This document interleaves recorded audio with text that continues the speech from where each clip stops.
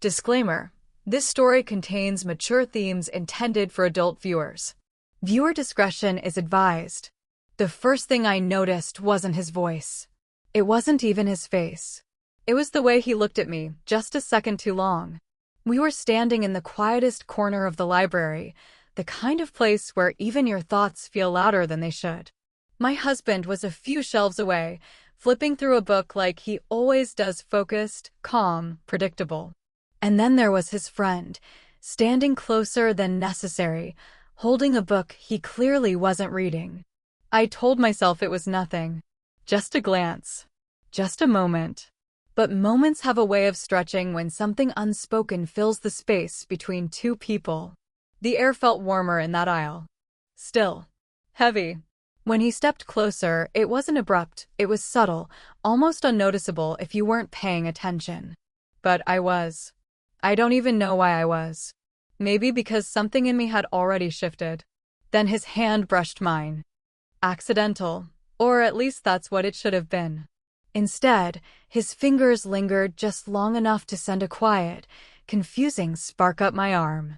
My breath caught, and before I could step back or make sense of it, he slipped a folded piece of paper into my palm. I didn't look at it right away.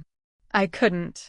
Because in that same moment, he leaned in close enough that I could feel his breath near my ear and whispered something so soft, so quick, I almost questioned if it even happened. But it did. I stood there frozen, my heart suddenly louder than the silence around me. Across the aisle, my husband looked up briefly, unaware, or maybe choosing not to see. That night, at home, I must have seemed different. Distant. Shaken. Something I couldn't hide no matter how hard I tried. He noticed. Of course he did. But instead of asking questions, instead of demanding answers, he simply looked at me, calm as ever, and said something that made everything even more complicated. Do what you need to do for our child. And just like that, what felt like a fleeting moment in a quiet library turned into something much bigger. Something I wasn't sure I was ready to face. The note stayed in my hand longer than it should have. Even after we left the library, even after we got into the car, even after my husband started talking about something ordinary, something I normally would have answered without thinking. I wasn't listening. My fingers were still curled around that tiny folded square, like it carried weight far beyond paper. That night, when the house finally went quiet, I opened it. Just a few words. Tonight. If you feel it too. No name. No explanation. Just certainty. I should have thrown it away. That would have been the right thing to do. The safe thing. Instead, I folded it back carefully and kept it. Because the truth was I did feel it. And that terrified me. The next few days blurred into something strange and unsteady. We saw him again, casually, naturally, like nothing had changed. But everything had. At dinner, our conversations overlapped too smoothly. His jokes landed a little deeper with me than they should have. My husband didn't seem to notice, or maybe he trusted me enough not to question it. That made it harder. Not easier. There were moments, small, fleeting, that said more than words ever could. A glance held half a second too long across the table.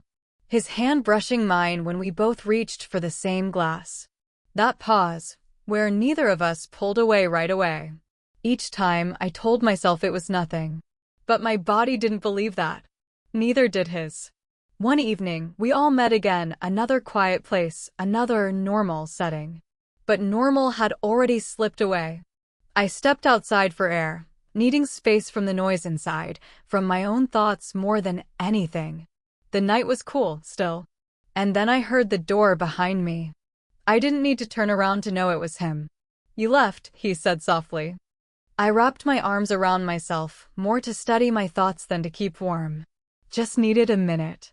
He didn't stand too close at first. But slowly, almost carefully, he stepped beside me. Not touching. Just close enough that I could feel his presence. That note, he said quietly, I wasn't sure you'd read it. I did. Silence settled between us again. But it wasn't empty. It was full of everything we weren't saying. I shouldn't be here, I whispered. Probably not, he replied, but he didn't move away. Neither did I. A soft breeze passed between us, and with it, something shifted. My hand, resting against the railing, brushed lightly against his. This time, neither of us pretended it was accidental. His fingers turned slightly, just enough to meet mine. Not holding, not pulling, just there. I felt my breath catch again, just like in the library. And for a moment, the world narrowed down to that single point of contact. Nothing else existed. Not the past. Not the consequences. Just that quiet, undeniable connection. And the terrifying truth that neither of us wanted to let go. The strangest part wasn't the attraction. It was how easily it slipped into the spaces of my everyday life, as if it had always been there, waiting. Before all of this, things between me and my husband were simple. Stable. We moved through life like a well-practiced routine, morning coffee, shared responsibilities, quiet evenings. There was care, respect, even love. But somewhere along the way, the spark had softened. Not disappeared, just quieted. And now, standing beside someone who made my pulse feel unpredictable again, I couldn't ignore the contrast. A few days later, the three of us met again, this time at a small cafe my husband liked. Warm lights, soft music, the kind of place where conversations blur into a comfortable hum. I sat across from them, stirring my drink longer than necessary. I could feel it again. That awareness. Every time I looked up, I found his eyes already on me, and each time, he'd look away just a fraction too late. It wasn't obvious. But it wasn't invisible either. "Are you even listening?" my husband asked with a small smile. I blinked, caught off guard. "Yeah, sorry, just distracted." "Long week," he said. "Something like that." His friend let out a quiet chuckle, low and knowing, but subtle enough that only I seemed to notice. And that made my heart race more than it should have. When we stood to leave, the space between us tightened again. Small movements. Close proximity. My coat brushed his arm as I reached for it. His hand hovered near my back, guiding, but never quite touching. Always almost. Always just enough. Outside, as we said our goodbyes, my husband stepped away to take a quick call. And, just like that, it was the two of us again. Neither of us spoke at first. We didn't need to. "You're quiet tonight," he said finally, his voice softer than usual. I let out a small breath. "I'm trying to be normal." His lips curved slightly. "And is it working?" I shook my head, a quiet laugh escaping before I could stop it. Not even a little. That space between us shifted again. Closer now. Not by much, but enough. "You know we can stop this," I said, though my voice lacked conviction. "I know," he replied. But he didn't step back. Neither did I. My husband's voice echoed faintly from a distance, still on his call. Time felt suspended. I became acutely aware of everything: my heartbeat, the cool air, the warmth radiating from him just inches away. Then, without thinking, without planning it, my hand moved. Just slightly. Enough for my fingers to brush against his wrist. This time, it wasn't accidental. It was a choice. A quiet, undeniable one. He looked down at where our hands met, then back at me. And instead of pulling away, he let his hand turn, just enough to gently close that small gap. Not holding tight. Not claiming.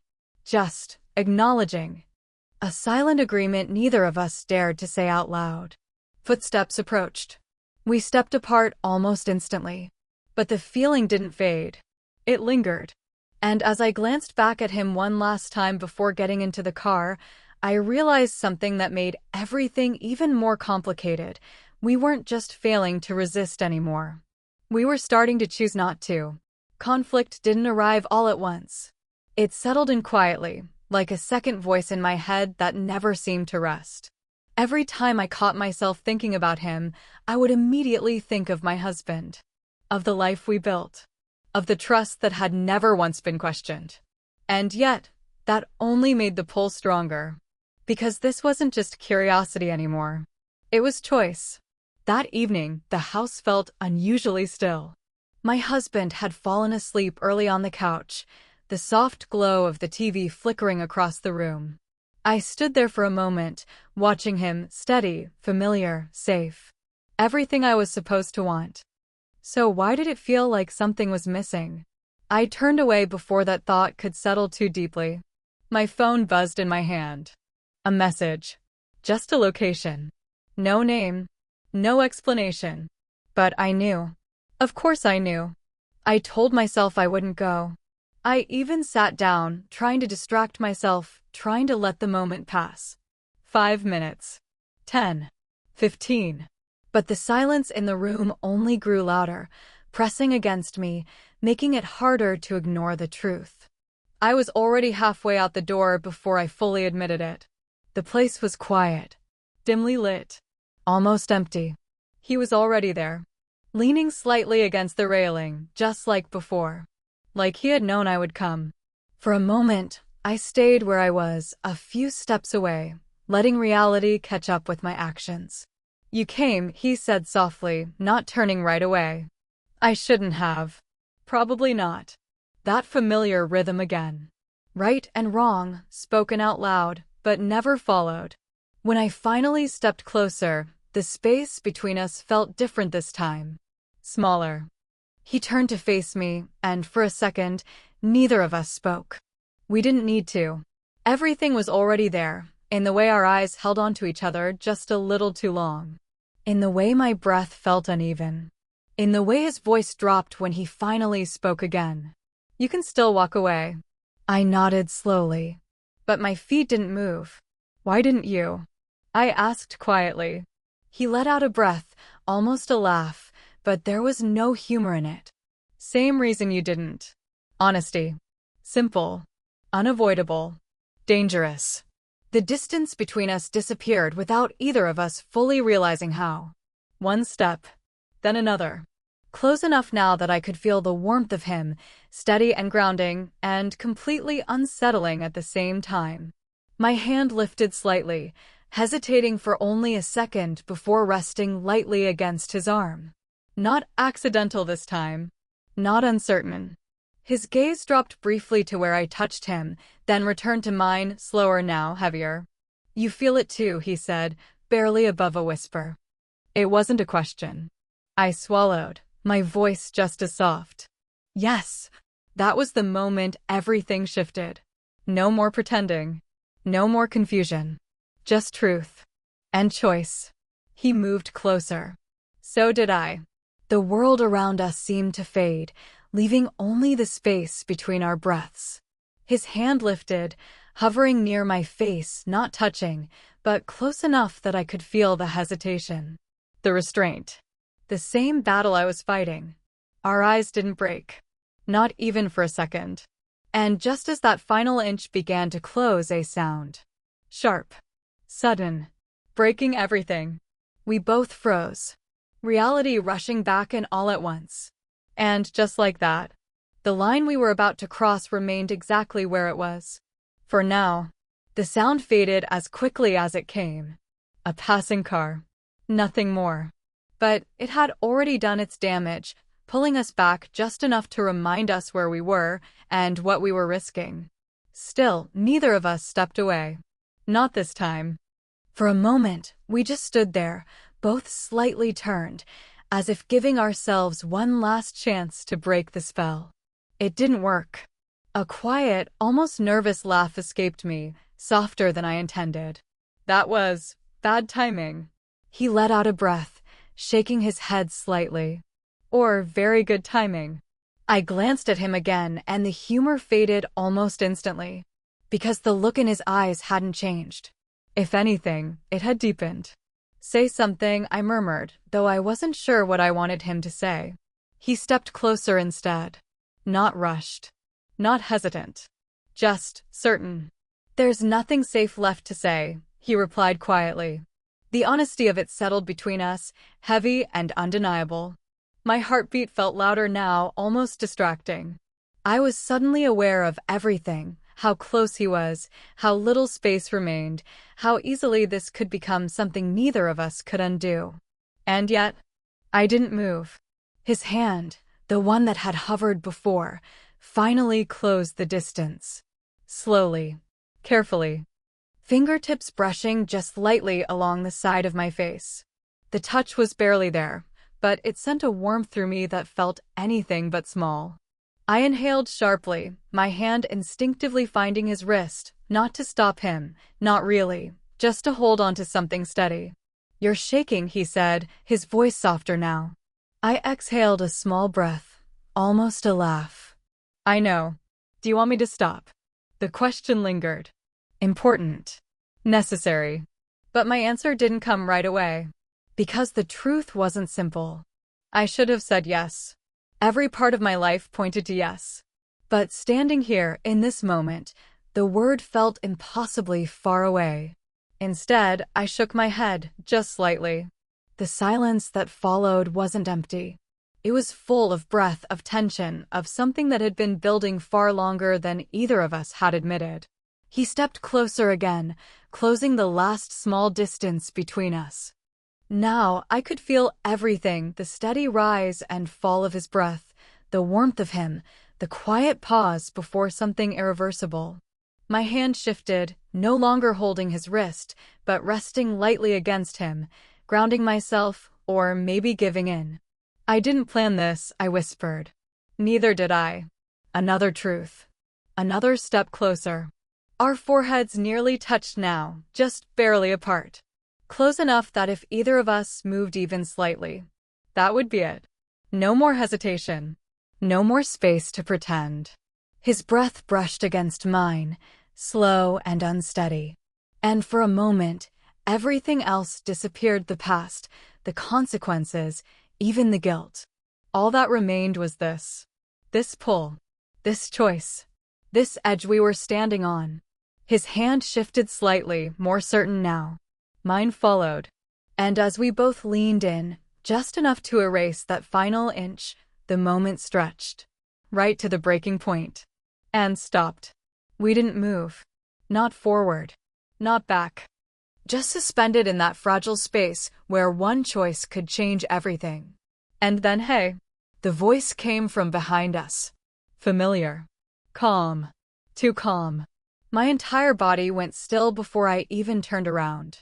My husband stood a few steps away, phone still in his hand, his expression unreadable in the low light. For a second, no one spoke. No one breathed. I stepped back immediately, the distance between us suddenly feeling too small, too obvious. "I didn't hear you come back," I said, my voice not as steady as I wanted. "I know," he replied. Not angry.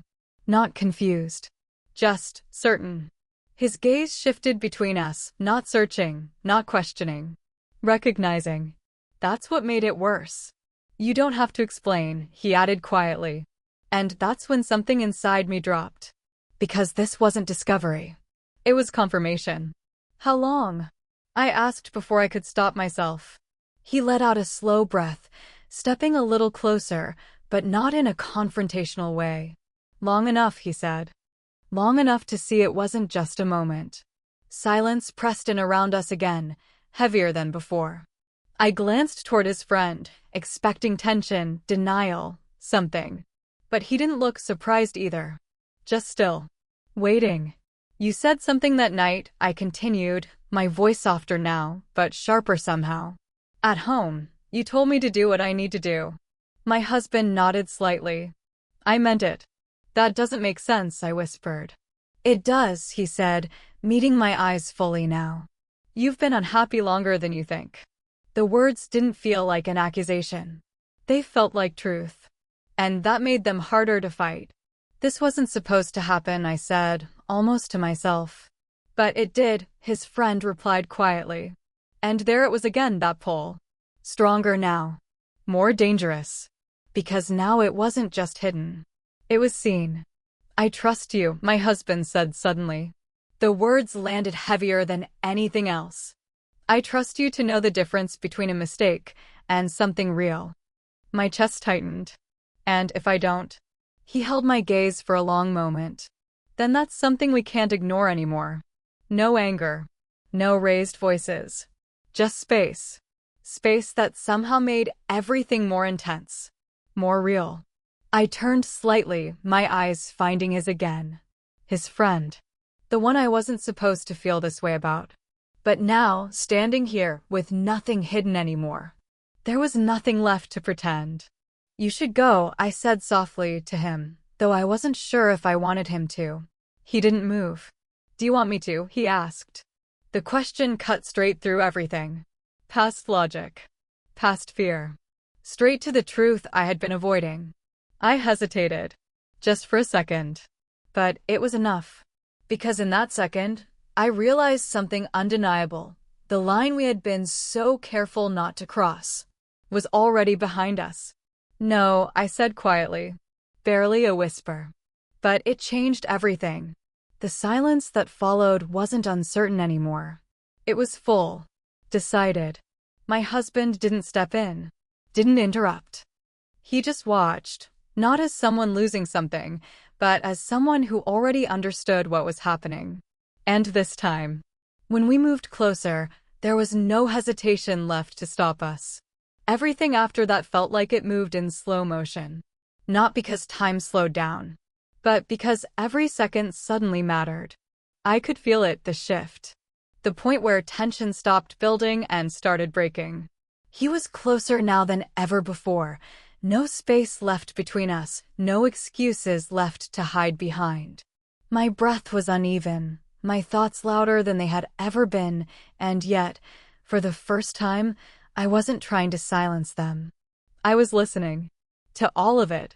Are you sure? He asked, his voice quieter now, but heavier, like he understood what this moment meant. Not just for him. For all of us. I didn't answer right away. Because for the first time, this wasn't about impulse. It wasn't about curiosity. It was about truth. I turned my head slightly. My husband was still there. Still watching. But something had changed in his expression. Not distance, not detachment. Acceptance. And something else. Something softer. I meant what I said, he told me quietly. But this isn't just about what you feel right now. His words cut through the intensity just enough to ground me. To choose this, he continued, means we all have to live with it after. Not control. Not permission. Just reality. I swallowed, my chest tightening, not from fear, but from the weight of being fully seen. By both of them. No more hiding. No more pretending this was just a moment that would pass. I looked back at him, the one standing in front of me, the one who had somehow pulled something out of me I didn't even realize I had been missing. This didn't start tonight, I said softly. And it doesn't end tonight either. It wasn't a question. It was a realization. His hand lifted again, more certain this time, resting gently against my cheek. There was no hesitation left in the touch, only warmth, steady and real. But instead of rushing forward, he paused. And that pause said everything. Because this wasn't just desire anymore. It was choice. I don't want this to be something we regret, he said quietly. That surprised me. Not because of the words, but because they echoed my own thoughts. For a moment, everything stilled again. Not tense. Not uncertain. Just clear. I took a small step back. Not away. Just enough to breathe. To think. To decide. I'm not running from this, I said, my voice stronger now. But I'm not losing myself to it either. The words felt steady. Right. Even if they were hard. Behind me, I felt my husband shift slightly, not in discomfort, but in quiet understanding. And in that moment, something unexpected settled between all of us, not resolution, but honesty. I reached forward, my hand briefly finding his, not clinging, not pulling, just holding for a second. A promise. Or maybe a pause. Not like this, I whispered. Because sometimes the strongest release isn't giving in. It's choosing what happens next. And somehow, that made everything feel even more intense. The quiet after everything felt different. Not empty. Not awkward. Just honest. We didn't say much on the way home. The night outside the window blurred past in soft lights and shadows, But inside the car, everything felt clearer than it had in a long time. I sat beside my husband, aware of him in a way I hadn't been for months, maybe longer. Not just his presence, but his steadiness. The way he didn't rush me. The way he let silence exist without filling it with questions. That silence said more than anything else could. When we got home, I expected distance, space, maybe even regret. But instead, he placed the keys down, turned toward me, and simply asked, "Are you okay?" Not what happened. Not why. Just that. And somehow, that mattered more than anything. "I don't fully understand what I'm feeling," I admitted, my voice quiet but steady. "But I know it's real." He nodded, taking that in without interruption. I continued slowly. I forgot what it felt like to be seen in a different way, and when it happened, I didn't know how to handle it. A small pause. Then, softer, "But that doesn't mean what we have isn't real too." That was the truth I had been circling all along. This wasn't about choosing one feeling over another. It was about understanding them. He stepped closer, not urgently, not emotionally overwhelmed. Just close enough. "I never thought you stopped feeling," he said quietly. "I just think we stopped noticing." The simplicity of that hit deeper than anything else. For a moment, we just stood there. No tension now. No pull in different directions. Just presence. I let out a small breath, something in me finally settling. "I don't want to lose this," I said, meeting his eyes. "You're not," he replied. "Not if we actually pay attention this time." And in that moment, intimacy felt different than before. Not sharp or overwhelming, but steady, grounded, lasting. Later that night, as I sat by the window, the memory of everything still lingered, the glance in the library, the quiet tension, the almosts, the choices. It hadn't disappeared, but it had changed. What once felt like something pulling me away, now felt like something that had revealed what was missing. Not a person, but a feeling. And now I knew how to find it again. When I finally turned away from the window, he was already there, waiting, not with questions, but with quiet understanding. I walked toward him, slower this time, more certain. And as our hands met, familiar, warm, real, it didn't feel like settling. It felt like choosing. Something deeper. Something stronger. Something that, this time, wouldn't be ignored.